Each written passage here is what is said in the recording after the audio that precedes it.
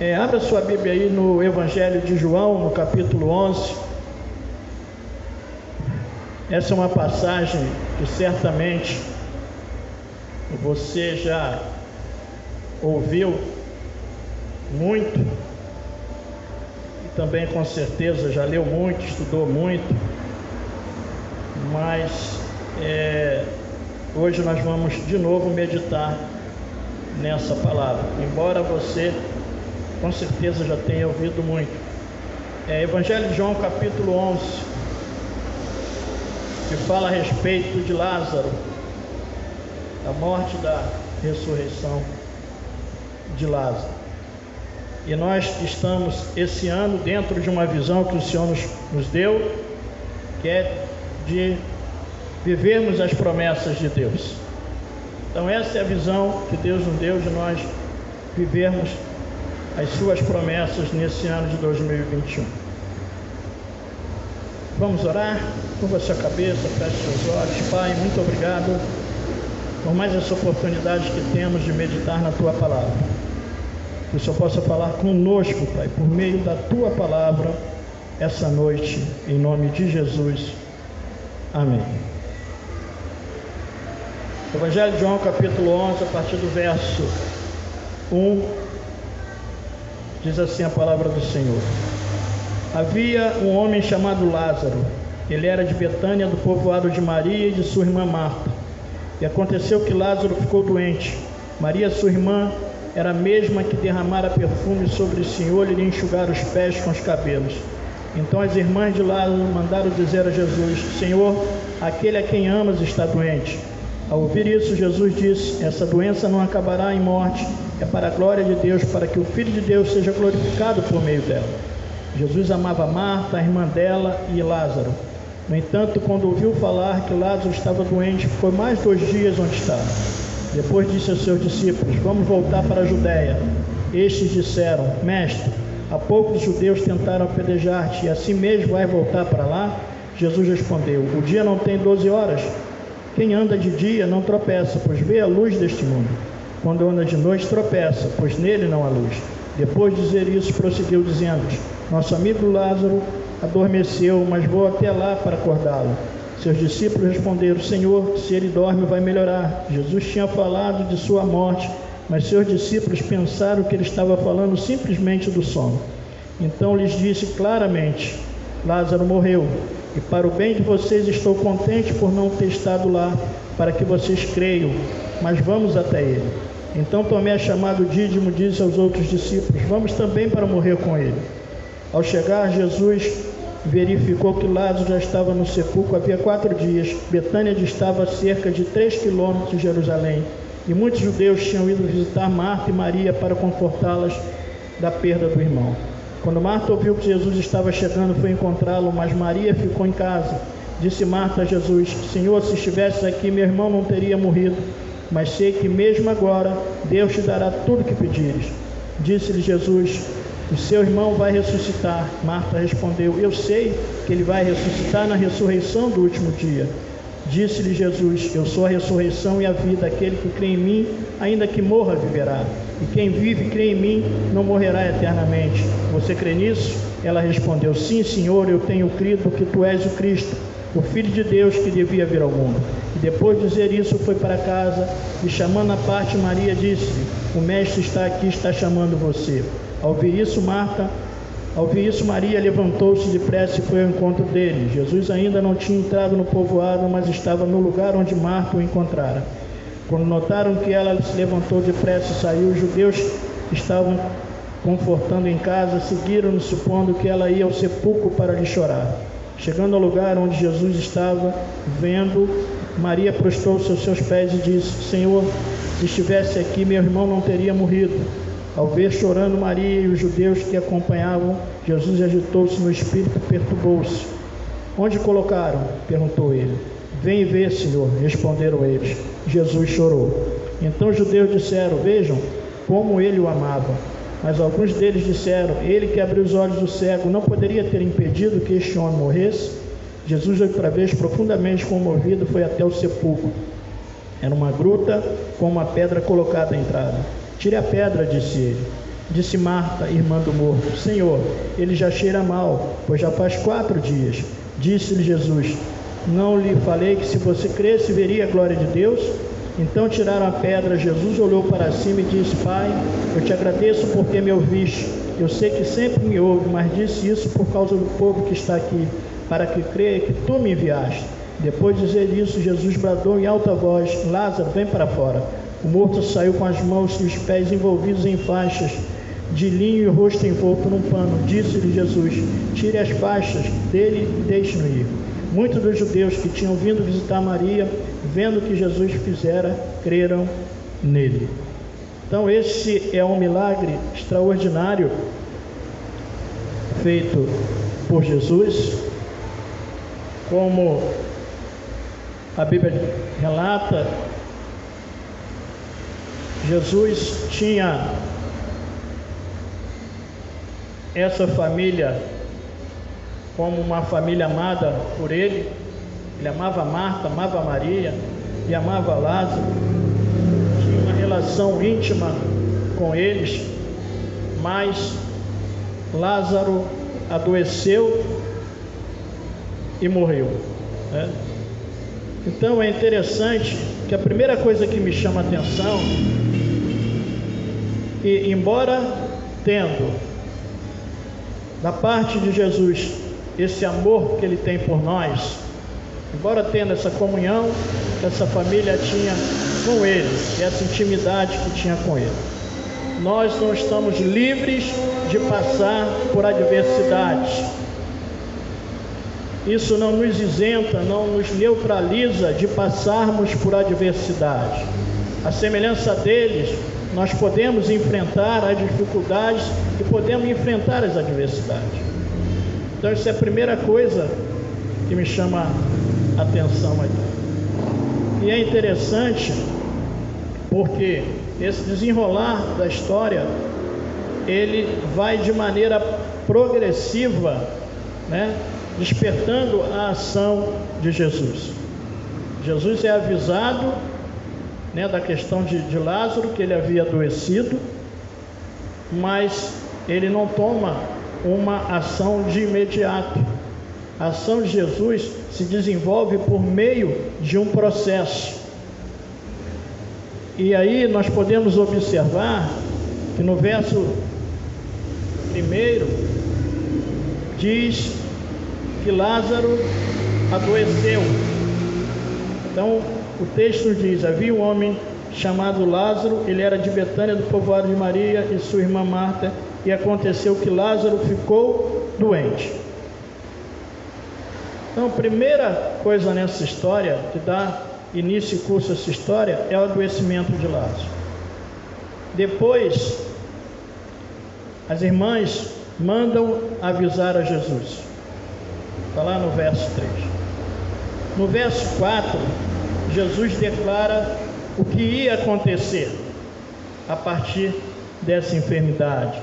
Jesus declara: ao ouvir isso, Jesus disse: essa doença não acabará em morte, é para a glória de Deus, para que o Filho de Deus seja glorificado por meio dela. Então, antes dessa história se desenvolver toda, logo no começo, Jesus já dá o final da história. E é muito interessante como João escreve aqui, né? Normalmente, quando nós vemos uma história, e nós temos um clube de leitura, né, e cada vez nós ficamos mais afeitos à leitura, e a gente começa a ler um livro, né? Acho que todos são assim. Você começa a ler o livro e você já quer saber o final da história, né? Você quer saber como vai terminar aquela história. Mas Jesus já dá de imediato aqui o final da história. Jesus já diz o que vai acontecer, né? Essa doença não acabará em morte, é para a glória de Deus. Então você já sabe que no final, né, é feliz com Jesus. E em seguida, depois de receber a notícia, depois de fazer essa declaração, lá no verso 6, diz: no entanto, quando ouviu falar que Lázaro estava doente, ficou mais 2 dias onde estava. Ele não saiu, ele não teve ação de ir até Lázaro, embora havia sido chamado para estar lá. No verso 17, nós podemos ver: depois Jesus sai e vai à direção de Lázaro. Ao chegar, Jesus verificou que Lázaro já estava no sepulcro havia 4 dias. Já havia se passado 4 dias da morte quando Jesus chegou. No verso 21 e 22 nós vemos assim: no 21 disse Marta a Jesus: Senhor, se estivesses aqui, meu irmão não teria morrido. Mas sei que mesmo agora Deus te dará tudo o que pedires. Então Marta declara para Jesus: olha, se o Senhor estivesse aqui, ele não teria morrido, porque ele estava enfermo, mas provavelmente o Senhor iria curá-lo. Então, se Jesus estivesse ali, não estivesse em outro lugar, mas já estivesse ali no momento que ele adoeceu, então haveria possibilidade, na visão de Marta, na fé de Marta, que ele poderia, o irmão dela poderia ser curado e ser livre daquela situação. E no verso 32, nós vamos ver que Maria também faz a mesma declaração. Chegando ao lugar onde Jesus estava, vendo Maria, prostrou-se aos seus pés e disse: Senhor, se estivesse aqui, meu irmão não teria morrido. Então as duas, elas tinham a mesma convicção e a mesma visão. Se Jesus estivesse lá, isso não teria acontecido. Ou se Jesus chegasse antes, dele ter morrido, ele o curaria, ou estando lá, ele não teria morrido. Mas Jesus chega depois. E aí, lá no verso 37, nessa sequência, Lázaro já havia morrido, Jesus chega e ele diz: mas alguns deles disseram: ele que abriu os olhos no cego não poderia ter impedido que este homem morresse? Então não só Marta e Maria tinham a visão, mas outros também tinham a mesma visão, que criam que Jesus podia fazer. E aí depois Jesus chega, ele já está sepultado, já tem uma pedra, e Jesus fala: tirem a pedra, disse ele. Disse Marta, irmã do morto: Senhor, ele já cheira mal, pois já faz 4 dias. Então tiraram a pedra. Jesus olhou para cima e disse: Pai, eu te agradeço porque me ouviste, eu sei que sempre me ouve, mas disse isso por causa do povo que está aqui, para crer que tu me enviaste. Depois de dizer isso, Jesus bradou em alta voz: Lázaro, vem para fora. O morto saiu com as mãos e os pés envoltos em faixas de linho e o rosto envolto num pano. Disse Jesus: tire as faixas e deixe ir. Quer dizer, Jesus resolve o problema e ressuscita Lázaro. Então, olhando para esse contexto, na visão, provavelmente na visão de Marta, na visão de Maria, Jesus pode ter chegado atrasado. Jesus chegou atrasado, Quando ele chega, se o Senhor estivesse aqui, ele não estaria morrido, Só se atrasou. Mas depois Jesus vai e o ressuscita. E é interessante porque toda essa trajetória aqui, que eu li aqui, que nós observamos, tem o tempo como centro de todo esse desenvolvimento aqui. Ele adoece, as irmãs pedem para chamar Jesus, Jesus fica no mesmo lugar, depois Jesus vem, já faz 4 dias. Toda essa história aqui está relacionada ao tempo. Tem o tempo como centro do desenvolvimento dessa história de Lázaro. Como que o tempo é marcado aqui? Como que o tempo é acentuado aqui? Até na questão da fala de Marta, já cheira mal, já fazem 4 dias. Então, enfatiza novamente o tempo. E com relação ao tempo, os gregos, através lá da mitologia, eles denominaram 2 formas de tempo. Uma é Kairos e outra é Cronos. Então, Kairos e Cronos se refere ao tempo linear, ao tempo que pode ser medido, né?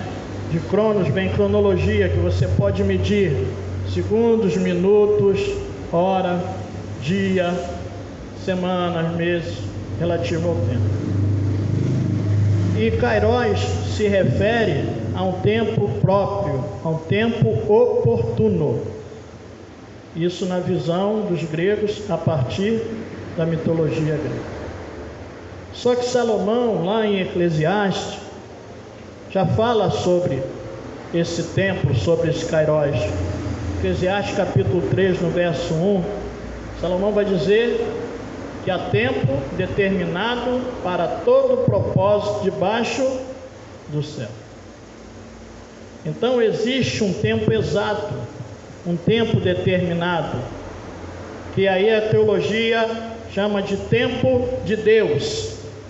Então, se existe o tempo do homem, existe o tempo de Deus. Recentemente nós meditamos na história de Pedro, quando Jesus chega até Pedro, eles estão lá guardando a rede, lavando as redes para guardar, e Pedro já tinha passado a noite toda pescando e não tinha conseguido nada, e Jesus fala para ele voltar ao mar e lançar a rede, e Pedro fala para Jesus: olha, nós passamos a noite toda pescando lá, não conseguimos nada, mas como é o Senhor que está falando, nós vamos voltar e lançar as redes. Certo que Jesus indicou um lugar para que fosse lançada a rede, mas ali, para mim, se estabelece o tempo de Pedro e o tempo de Jesus, o tempo do homem, mas o tempo de Deus. E no tempo de Deus, aquilo que você não pescava, aquilo que você não pescou, você pode ter uma pescaria abundante no tempo de Deus.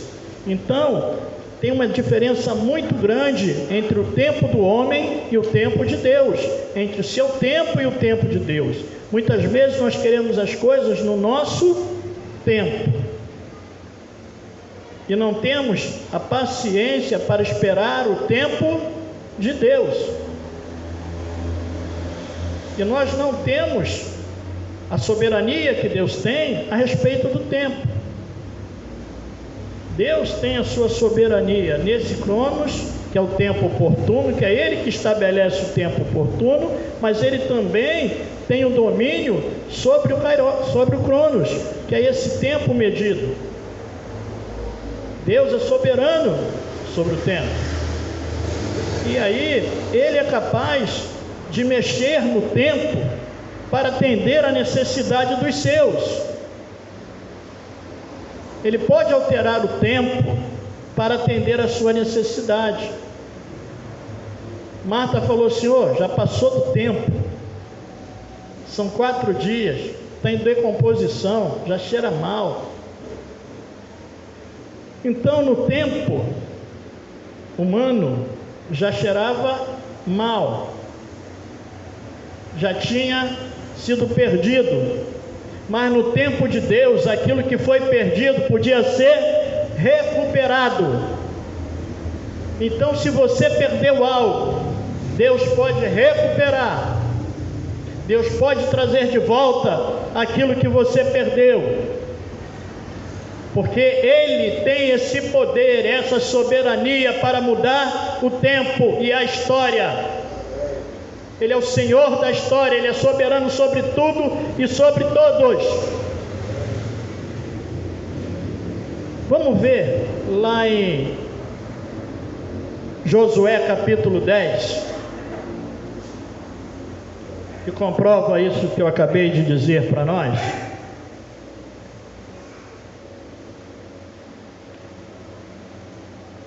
Josué no capítulo 10.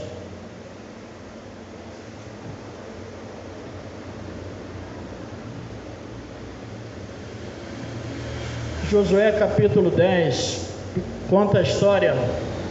Josué estava num processo de conquista das cidades. Moisés já havia morrido, Josué escolhido por Deus para conduzir o povo para tomar posse da terra. Josué aqui já havia conquistado Jericó. Josué já havia conquistado uma cidade chamada Ai, que teve um problema lá por causa de Acã, né? Escondeu lá algo na sua tenda.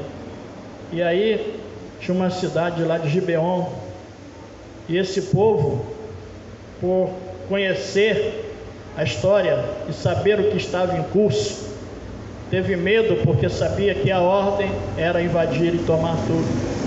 Então eles, de uma forma ardilosa, eles camuflaram lá com roupa rasgada, com pão mofado, né? E chegaram até Josué e falaram que eles estavam vindo de uma terra distante, que ouviram falar das conquistas de Josué e tudo que Deus tinha para aquele povo, e queria fazer uma aliança com eles.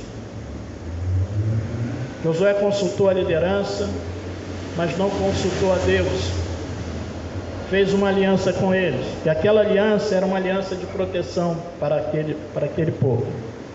Só que depois Josué toma conhecimento que foi enganado, que aquele povo era de próximo ali, mas aí já tinha feito aliança.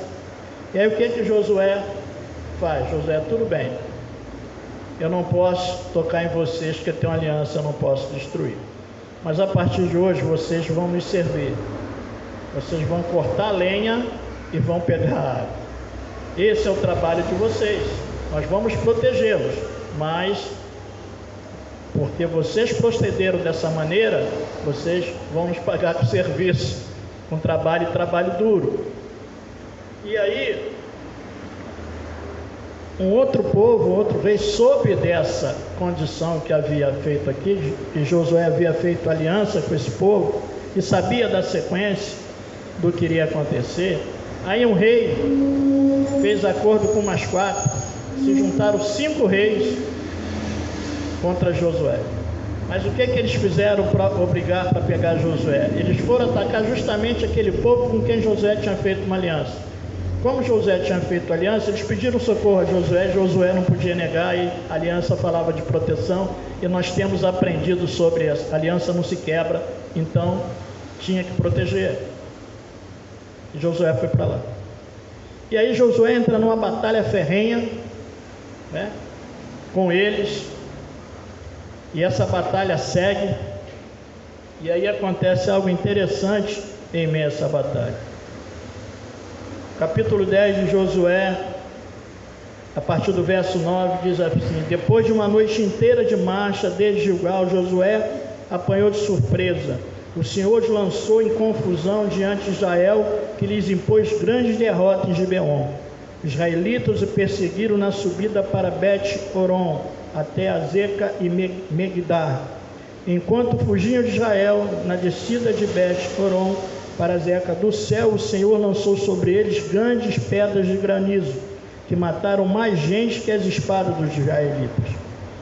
No dia em que o Senhor entregou os amorreus aos israelitas, Josué exclamou ao Senhor na presença de Israel: sol, pare sobre Gibeon, e você, ó lua, sobre o vale de Ajalon. O sol parou e a lua se deteve, até a nação se vingar dos seus inimigos. Deus, que é Senhor do tempo, ouviu a oração de Josué, o pedido de Josué. O sol parou, o tempo parou. Deus tem o poder de mudar a história. Ele parou o tempo. E aí nós podemos ver lá em Isaías, no capítulo 38, Isaías 38,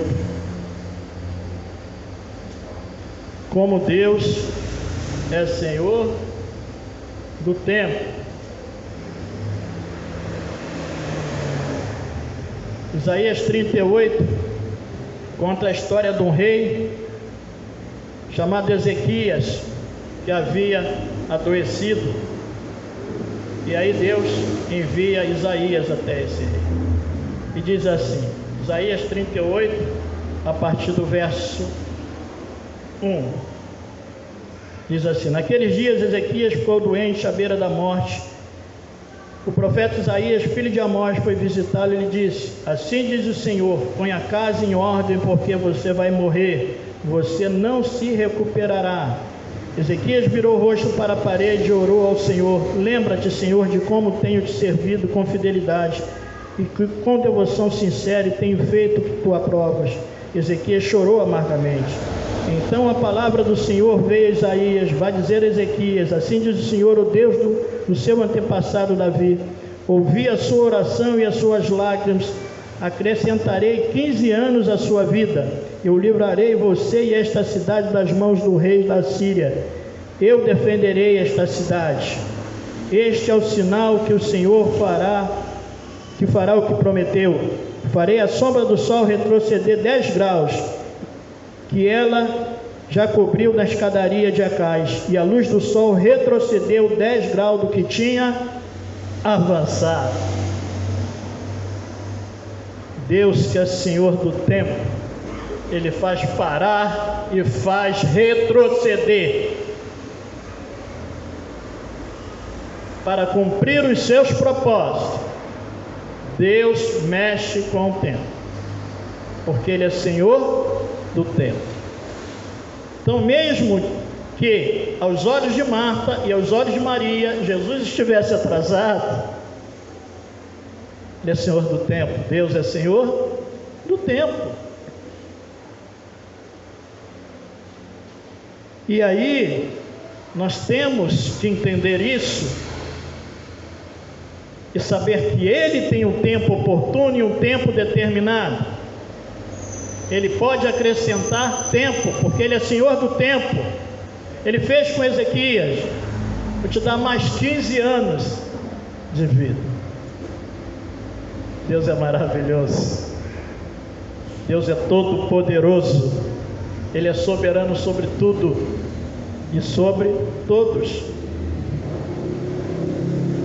E é interessante porque Ele é Senhor do tempo e Ele tem todo o controle para fazer aquilo que Ele quer. Então Ele pode fazer aquilo que no tempo humano já passou, Ele pode fazer voltar.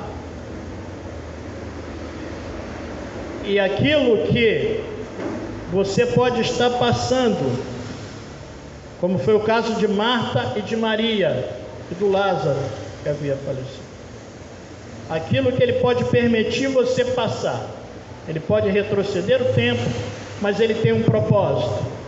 Em tudo Ele tem um propósito. E nessa condição dessa família, e nessa condição de Lázaro, qual era o propósito? Qual era o propósito? É que o nome de Jesus fosse glorificado. Então aquilo que você está passando, aquilo que você está atravessando de adversidade, pode lá na frente glorificar o nome do Senhor, pode exaltar o nome do Senhor, quando Ele mudar a história, quando Ele fizer o milagre, quando Ele liberar o milagre sobre a sua vida. Assim aconteceu com Daniel. Daniel no capítulo 6, o rei Dario, o rei da Pérsia, colocou lá 120 governadores para governar, e botou 3 supervisores, dentre eles Daniel. Só que Daniel era um homem fiel a Deus, Daniel era correto, e aqueles homens, eles eram corruptos, e Daniel atrapalhava os propósitos dele ali.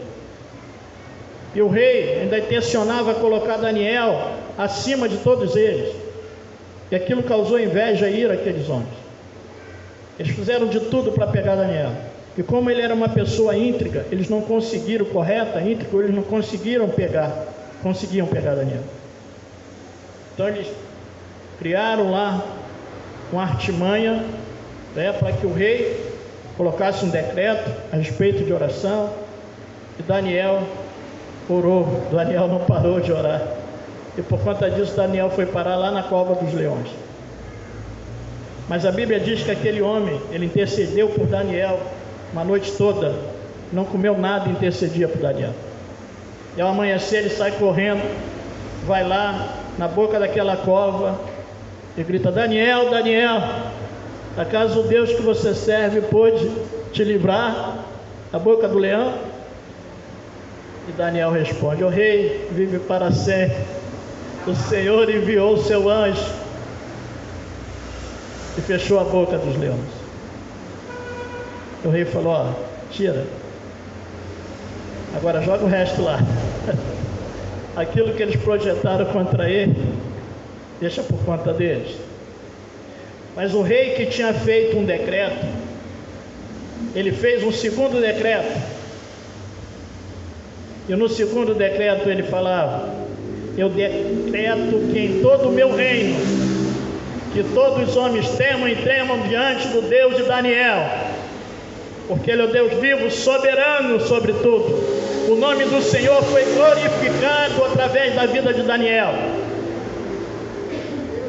Então muitas vezes nós passamos, mas Deus está conosco e Ele tem um propósito.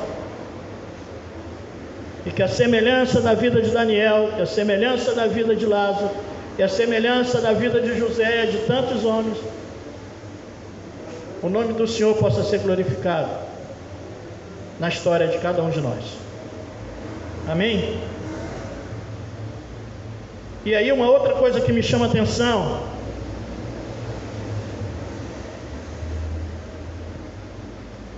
é que no verso 14 e 15 de João, nosso texto base,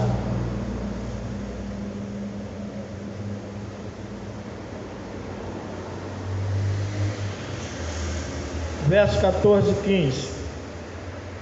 Então lhes disse claramente, Jesus falando aos discípulos: Lázaro morreu, e para o bem de vocês estou contente por não ter estado lá, para que vocês creiam, mas vamos até ele. Para o bem de vocês estou contente para não ter estado lá, para que vocês creiam. Então essa história tinha o propósito de que o nome de Deus fosse adorado, mas também edificar a fé dos discípulos. Então Deus permite que nós vivamos situações adversas para edificar a nossa fé. Eles eram discípulos do Mestre, eles andavam com Jesus, mas Jesus queria edificar a fé daqueles homens. E as situações adversas e depois a liberação do milagre tem o poder de edificar a nossa fé. Porque imagina o que aconteceu com aqueles homens depois deles verem aquele milagre. O que aconteceu com a fé deles? O que acontece com a sua fé depois de você vivenciar o milagre de Deus? O que acontece com a fé, com a nossa fé? Então que Ele possa edificar a nossa fé, que nós possamos crescer em fé. E Ele ainda faz uma declaração aqui, a princípio contraditória: para o bem de vocês. Que bom que nós não estávamos lá, para que tudo isso acontecesse, para que a sua fé, a fé de vocês fosse edificada. Então fique atento, para que quando o milagre acontecer, a sua fé seja edificada.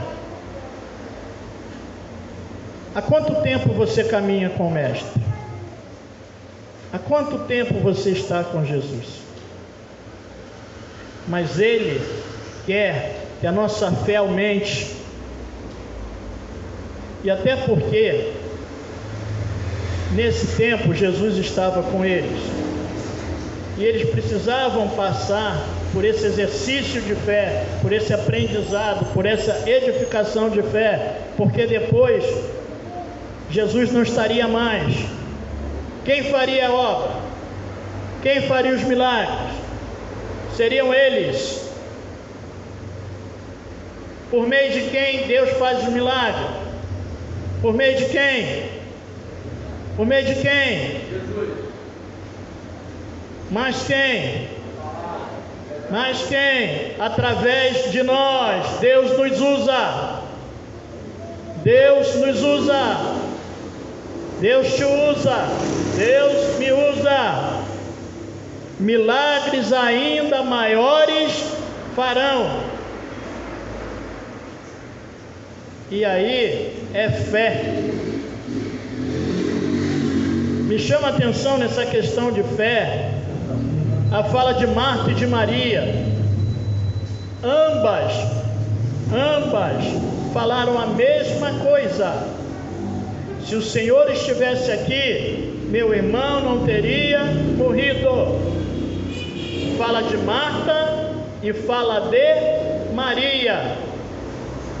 Mas Marta vai um ponto à frente.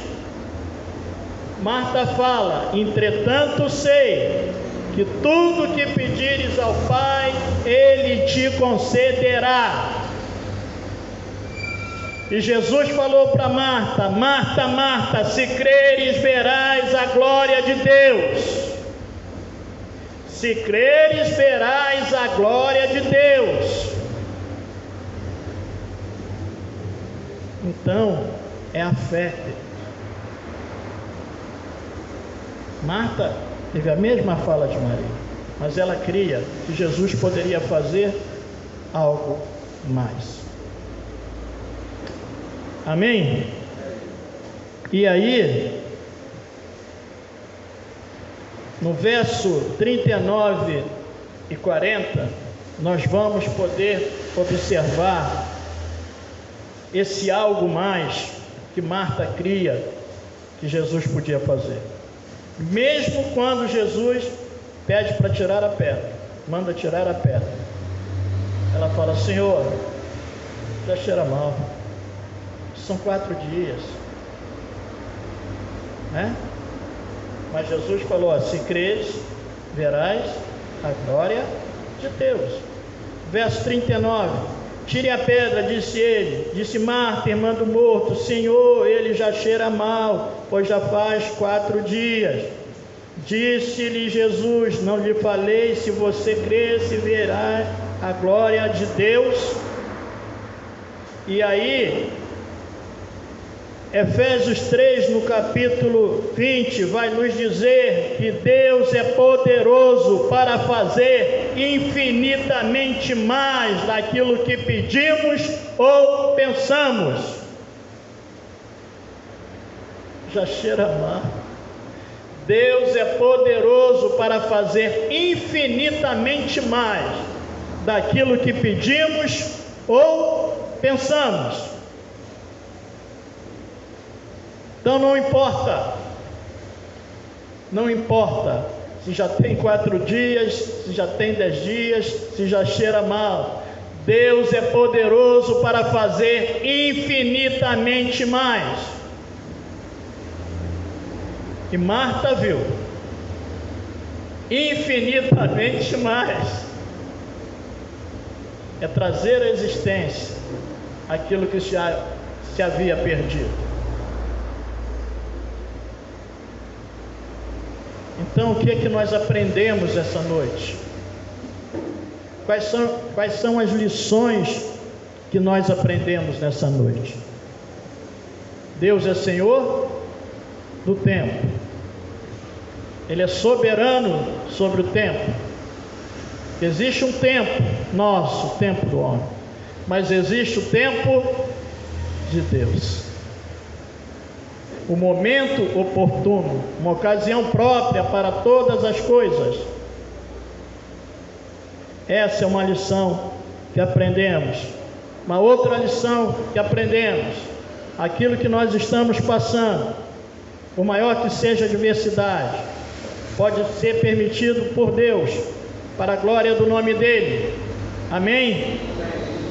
Aquilo que enfrentamos de adversidade pode ser para edificar a nossa fé, e pode ser para mostrar para nós, para que nós possamos crer na palavra dEle, na promessa dEle, que Deus é poderoso para fazer infinitamente mais daquilo que pedimos ou pensamos. Amém?